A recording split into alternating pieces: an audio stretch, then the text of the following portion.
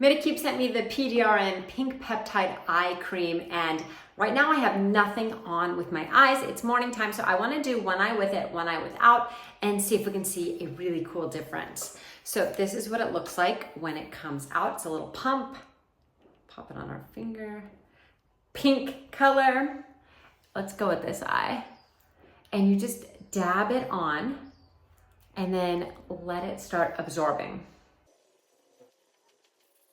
A little goes a long way. I'd say one pump is good for both eyes.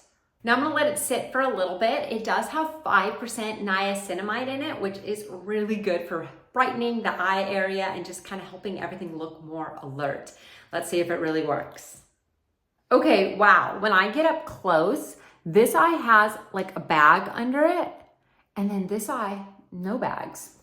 Pretty cool. This one also already looks way, way brighter. So let's go ahead and put it on this eye now and see if we can get rid of that bag.